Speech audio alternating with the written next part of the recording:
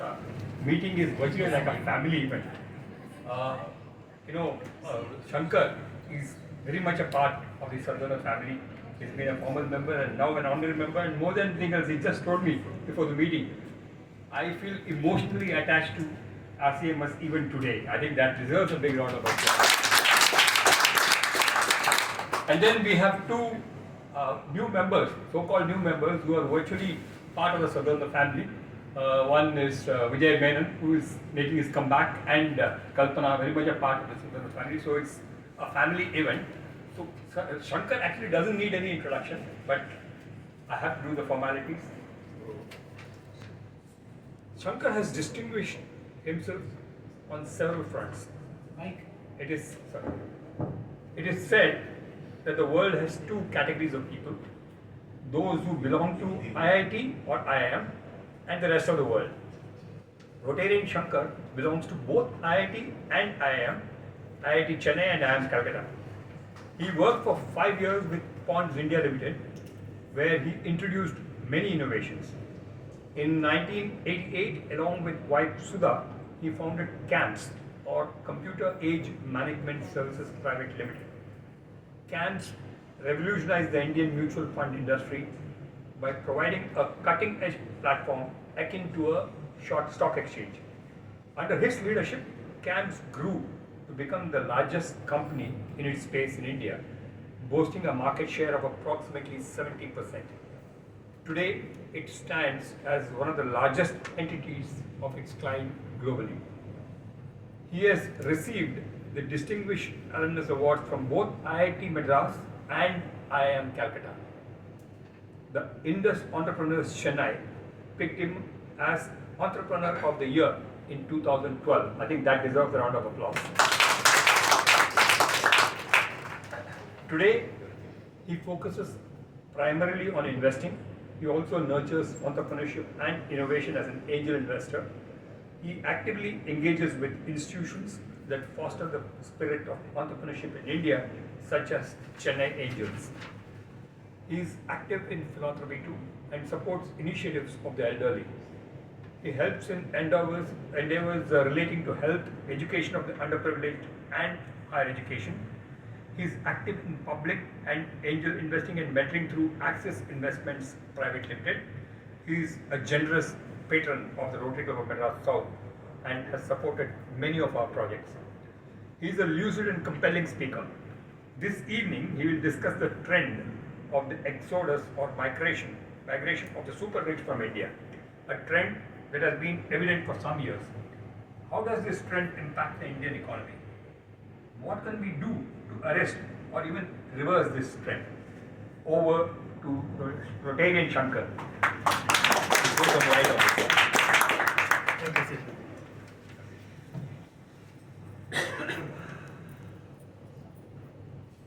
Good evening. Good evening. Good evening. I mentioned it, I think, to Seshadri that it does feel like a homecoming to me.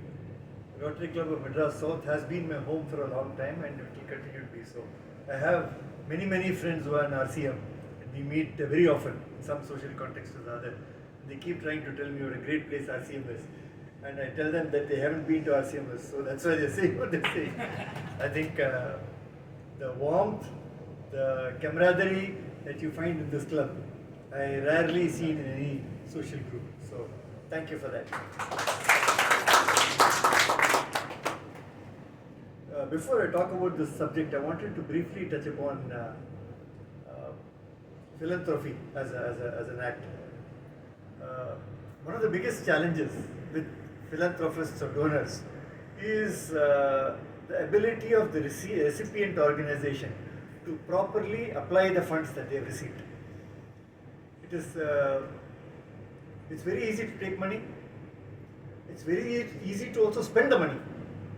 But thereafter, to ensure the impact has been created and lasting good has been created is a very big challenge.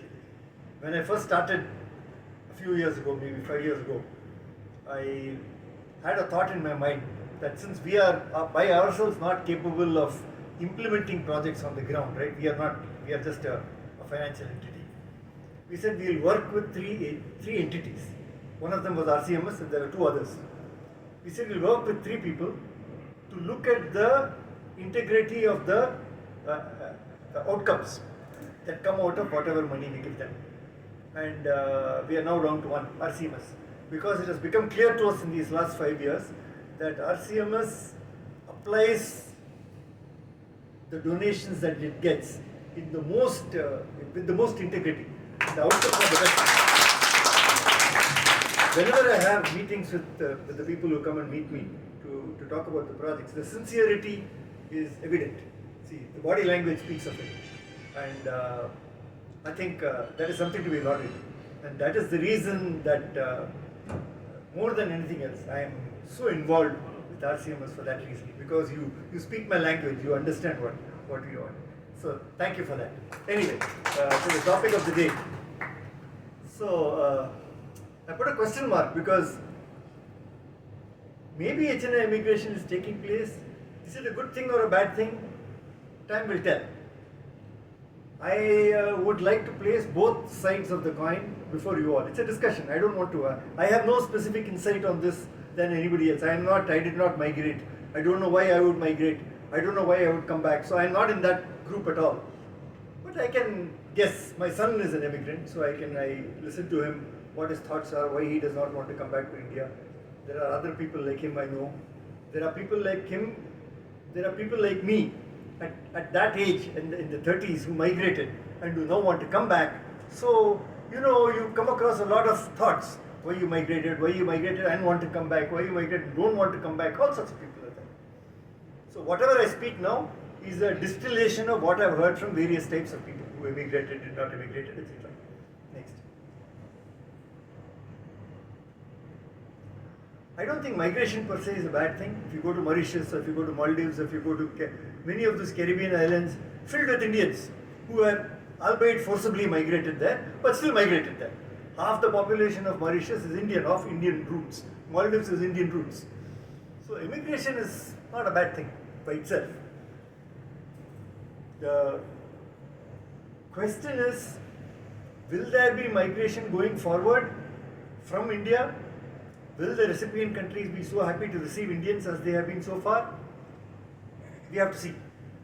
Looks a little dicey right now as things start. So while migration is taking place, earlier anybody and everybody who wanted to go, the bar was very low.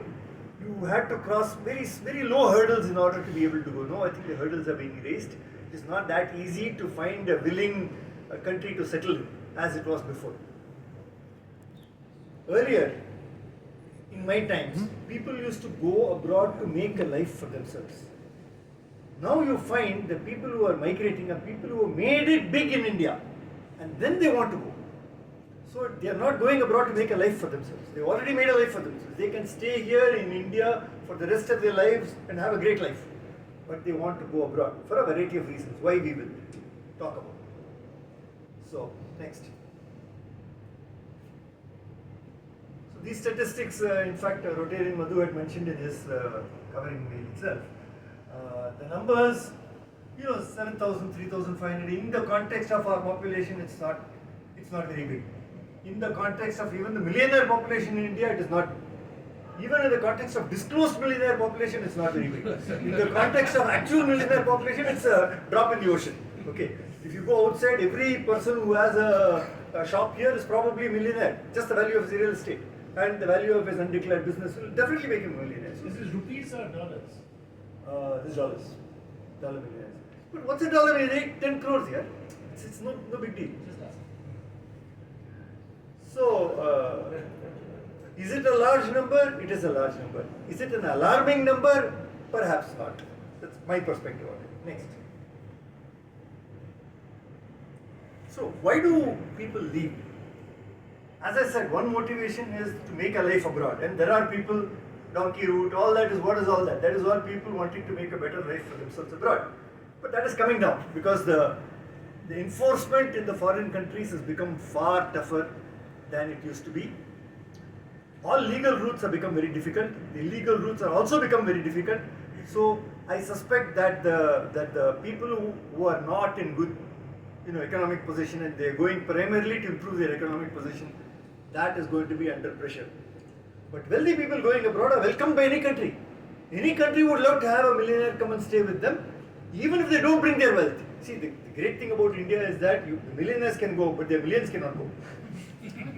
That's the laws in India are such that you have to leave your millions behind and go. But if you have made it big in India, and if you have a residual career left, that means if you're migrating in the 40s or something, then probably on an opportunity basis we are losing a lot. The country is losing a lot because from the time you emigrate, he can do much better abroad than he can do here for a variety of reasons. So if he has made 10 million here, he can make 100 million abroad easily. So yeah, forget about this 10 million here. It's very small in the context of what he's going to make over there. So that may be one driving reason for people to move abroad.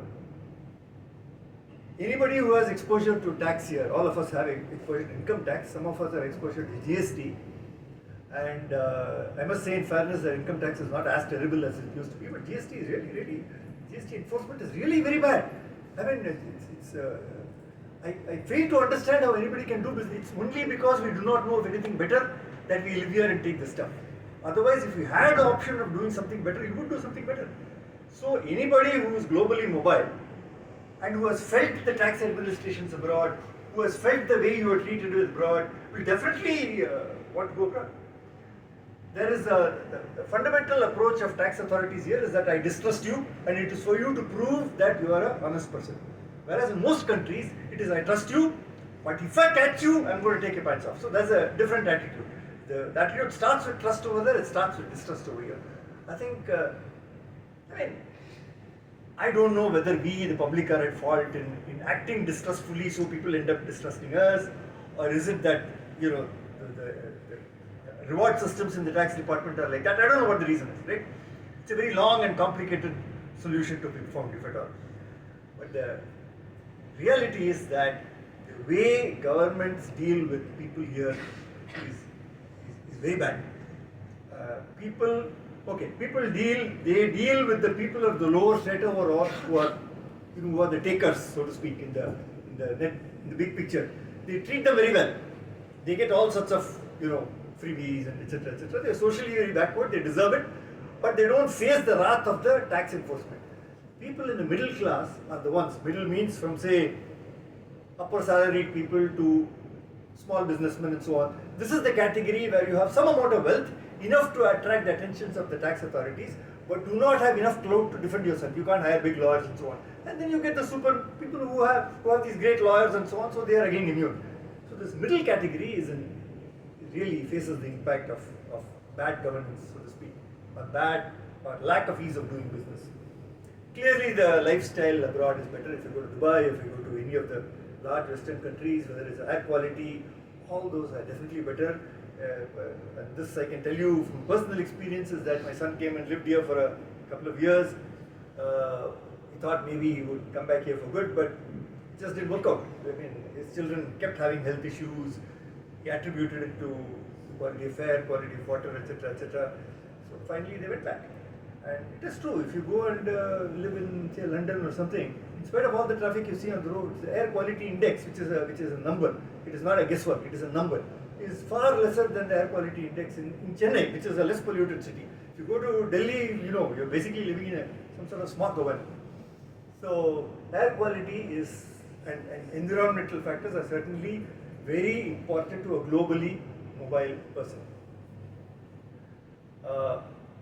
I don't know, wealth protection, it is said that wealth protection and estate planning is better abroad, but I have two views on that. I think it is as easy or difficult to transmit wealth to the next generation in India as it is abroad. India does not at this point have estate duty or any of those death taxes, whereas most foreign countries do. I suppose it will happen in India at some point in time. At the moment it is not there. So actually probably India is more efficient in terms of wealth transmission than it is abroad. So I don't necessarily agree with the statement. Definitely business sees abroad is just try to close a company that you want to close. How difficult is it? It takes years and years to close. I've been trying to surrender the PAN of one of my companies. The company is gone, long gone, closed, etc. But the PAN I'm not able to surrender because they, something or other they keep saying do this. Last 5 years I've been running around trying to close a PAN for a business that doesn't exist. But they just don't accept it.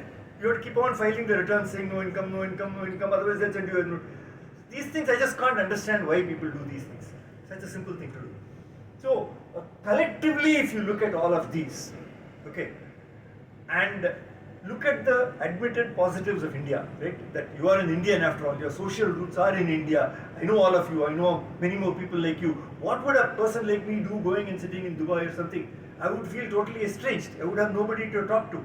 I would have no social circle. Yes, I would develop it over time, but it's not the same as having your social circle that you've grown up with, right? Like the people I went to school with and college with are still my friends, right? That is the meaning of deep social circle. Yes, I'm sure if I go somewhere else, I will join some club, I will make members, I will play games with somebody, become friends, but it is never the same as having a social circle that you've grown up with, and all those you will lose, right? So those are the strengths and benefits of staying in India, and for all its, all the things that I said, ultimately you are a citizen of this country, right? The soil nurtured you and made you what you are. We have to be cognizant of that. I'm not speaking emotionally or anything. I'm also saying that if you made it big in India, there has to be some sense of gratitude for the ecosystem that made you what you are. I feel so. Not necessarily everybody should feel that way, but I feel so. So you have to weigh this against that. And I'm sure everybody who migrates does weigh this against that. And for some people it falls on that side, some people it falls on this side. And we are fortunate that for only 3,500 people it has fallen on the other side. Okay. I can only say that the factors that pull you to India and make you stay in India are so strong and so powerful that they overcome all these quite serious problems. Okay, so we have to be grateful for that. Next. So people do go abroad, what happens? Yes, there is a measured capital flight. As a person with assets in India who has migrated, you are entitled to take a certain limited amount of capital out of the country every year. It is not an enormous amount of money in relation to what they left behind. But still, it is capital flight. As I said, if people who are 70 years old leave, it's okay. They have done their life here, and I don't expect great things to happen, abroad. But if you're 40 and if you leave abroad, like some of my friends who are in the 30s and 40s have left abroad, and they have 30 more years of productive life, and they are going to be doing something good for some other country where they are sitting instead of in India. That is a sad thing, and something to be regretted. People who stay back, anybody who has the root, philanthropy is sort of taking roots in India. I'm talking about structured philanthropy. I'm not talking about somebody came to me, my driver, I gave some money. That happens all the time. But structured philanthropy in the sense I will give it to a trust or a third party trust with whom I have no connection, who will do things for people I don't know, but it is for the good of society. That is structured philanthropy is taking roots in India. A lot of people who have made a reasonable amount of money are either setting up private trusts or engaging with trusts and so on, giving some money to them, reasonable money. Definitely wealthy people leave, that is going to obviously take a hit a little bit. It is widely felt in India that India and the Indian government is against wealth creation. They may say they want wealth creation, but everything they do targets people who create wealth and targets people who are wealthy. Look at the tax rates. In the last 10 years, the tax rates have doubled. Should they have been doubled? Should they not have been doubled? I don't know. But they are the highest in the world now, amongst the highest in the world now at this point. Income tax at the top slab is among the highest in the world now. We are fortunate we don't have estate duty, but I have no doubt that in the next 5 years, estate duty will come to India because the disparity is high. And taxing current income of people is never going to address the social inequality. The only way you can do it is to take one Ambani and say, you have 100,000 crores, I'm going to take away 50,000 crores from you. That is the only way they can address it. His current income of 100 crores a year, taking 50-50 out of that is never going to get anybody anywhere. So that sort of thing will happen at some point in time, and that is another nail in the coffin. I think Indian taxation and Indian attitude towards wealth creation and wealthy people has been always negative from the beginning. It briefly looked good during the middle 2000s or so, but ever since the present government has come, they have been strongly against sort of the wealthy sector. They seem to be focused in all the economic policies towards the needy, which is good, but then you must strike a balance. You must strike a balance of not sort of pushing away the people who are generally, it's like killing a goose, in order to take out all the golden eggs from it. There are some upsides, right? If you go today, if Mr. Modi goes today to US, he gets these huge crowds who say Modi, Modi and all that. How does that happen? Because they all left from India, right? So having our people, let's not even talk about India, let's talk about Israel. Israel, it is said, is the 51st state of the United States. Okay. The domestic policy of the US is decided by Israel. It is not decided by the 50 states and the Congress. It's decided by Israel. Israel has so much power in the US because of the Israeli diaspora who are living there and who are now in very high positions, have a lot of money, they are very big contributors to politics, and therefore they can set the agenda on US-Israel relations. Right? India can also become like that at some point. We are not that type of aggressive people. The people who emigrate, particularly from South, IT, etc., are not the type who go around making waves. But yeah, I mean, one day it will happen, I'm sure. And global Indian networks may support, may also hurt. The Khalistani network, who are also of Indian origin, are hurting India. On the other hand, there are networks which help India. So, when Indians leave, and they leave as a group, then that group has its own dynamics, which is either for or against India, as the case may be. So, but there is some possibility of positive effect out of that. Next. What can we do? I write this without any much hope that any of this will actually happen. But it's worth saying it.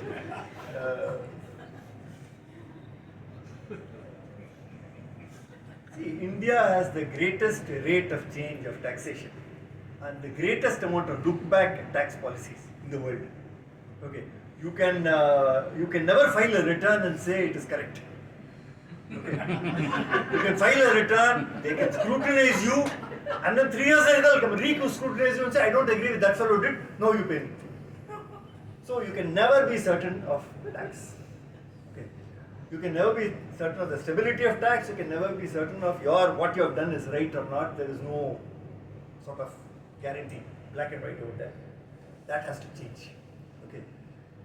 I understand at one time a large percentage of the economy was undeclared, was black, etc., etc. But with the GST and input credit and all the stuff that is happening, the economy has formalized to a very great extent. Okay, as the economy formalizes, the authorities should also change their position from one of basic distrust to one of basic trust. They are getting so much information from the system. You get your AISs, you get your AS26s, you get so many forms where various people are supplying the department with information about your income. Right? It covers 95% of your income, maybe 98% of your income. The other 2%, is it worth going to war with your citizens for? I don't know. Why is the government at war with its citizens who are actually paying the taxes to fund its activity? It should not. At one time, when citizens were evading tax right, left and center, perhaps it was valid. Today there is no scope to evade tax right, left and center. Government should take a step back and say, okay, these guys are funding me. Let us try one regime. Let's try one 5-year period of trust and see what happens. Right? I wish they would do that. There is supposedly, they keep on saying improve ease of doing business, but there is no ease of doing business. It's quite opposite. Anybody who's in business will agree. If a foreign country can say that give me $1 million, I'll give you a visa. Many countries do that. $1 million, $2 million, etc., etc. What are they trying to do? They're trying to poach the best and the brightest from India. Very simple as that. We should offer incentives to stay. Why are we sitting if some of us run companies, right? You have a good employee. Good employee comes and says, competitor is offering 20% more salary to go there. What will you do? At least you will try to offer him, you will try to counter. If you are so concerned about that fellow leaving, then you should make some effort to make him stay. If you don't, then whose fault is it? I think a wealthy, hard-working citizen who has made it big on his own efforts in India is an asset for India to fight and protect. Not give up, saying that somebody offered, he went away with a visa, gave $1 million. So what can you do? Lament. That's not the way. You got to fight back. these are all improve urban quality of life and all never going to happen. Because our population, there's a great inflow from the rural areas into the cities. The city planning is all, yeah, it's just never going to happen. But it's a wish list.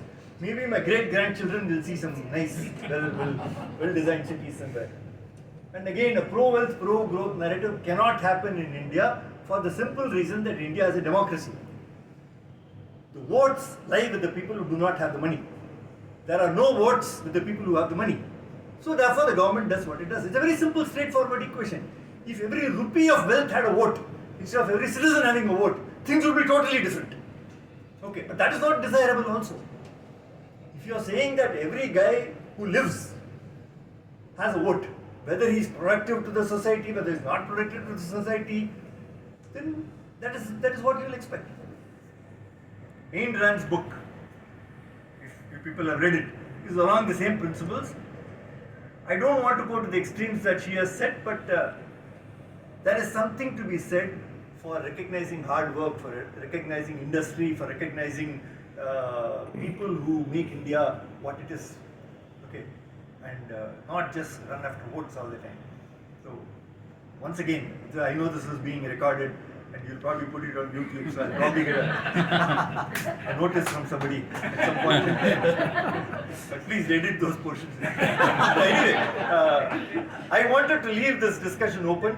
I have said what I had to say, and I've said it in the spirit of informality, and that I know you guys for a long time, etc., etc. Maybe in a really public forum, I might not have said some of these things, but you have to say what you feel. Otherwise, what's the point? Having an audience. So this is really almost pretty much what I had to say. Is there anything else? So yeah, I guess you cannot. There's no point preventing exit. You have to make India worth living in. Long picture. Maybe you can't do it now, but people should see you're striving very hard. Okay, in my company, okay, we were never able to pay people perhaps what they deserved, perhaps what they would have got elsewhere. But we made the work so challenging, the interactions within the company so pleasant and so happy, like this family, that people said, yeah, I'm going to get a little bit more, but what then? I'm losing an entire family. I'm losing the challenging work that I had. Is it worth or not? At least there's an argument there. Okay, but if you don't create that system over here, then there's no argument. Okay, you're leaving a lousy system and you're getting more money. Who would argue with that? So, we have to make some effort. Whether it's government, whether it's citizens, whether it's people who, think a little bit, have the ability to make things happen. We all have to think like this. Make the country worth living in. Not in a physical sense, but in whatever little way we can. If you're teaching somebody, teach well. Half the teachers in UP do not exist. They get salary, they don't exist. Okay, these are the things I mean. Anyway, combine economic reform with trust building. Trust building is very important. So that is what it is. There is some amount of reverse migration. I see people at my age who are now empty nesters in the US. Here and there, after drink, they will say, "Oh, I wish I had never come to the US. You guys are much better off in India now, etc., etc." But that's all hindsight. Many of them would like to come back for the simple reason that you cannot get healthcare in the US or in UK. You just cannot get it. Okay, unless you sell your kidneys, you cannot. Then you need no way you can get healthcare abroad. They all come to India. It is so easy. You see. Somebody takes my blood in the morning, 3 o'clock in the afternoon in my WhatsApp, I have the blood test report. In the UK, it takes 8 days. First of all, it takes 7 days to get somebody to come and take your blood. Then it takes further 7 days to get a report. By the time you're probably dead of some disease. It's just so. The healthcare system in India, the social infrastructure that you have, friends and family. You may not know your neighbor from Adam, but if you have a problem in India, they will definitely help you. In the US, you cannot say that for sure, right? So all these things make a big difference, particularly to the older people. So many of them would like to come back if they can. Their children are well settled, married, they are in US, they are no US citizens, no chance of coming back to India. But they would like to come back. Come back, enjoy the music season, travel a little bit. So that sort of reverse migration is taking place. It gives a small economic bonuses because they'll come, they'll buy a house. They have reasonable amount of capital. All that is true. But they are not productive. They have come after their life is over. to spend the last years of their life over here. So it's a good thing. I'm happy for them.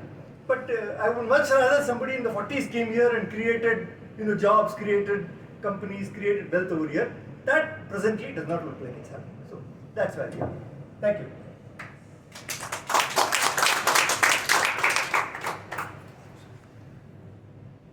Just a summary of all that. Any questions? Actually, this is not a question for questions. Yeah, that's fine. Sanjay Baru has recently written a book.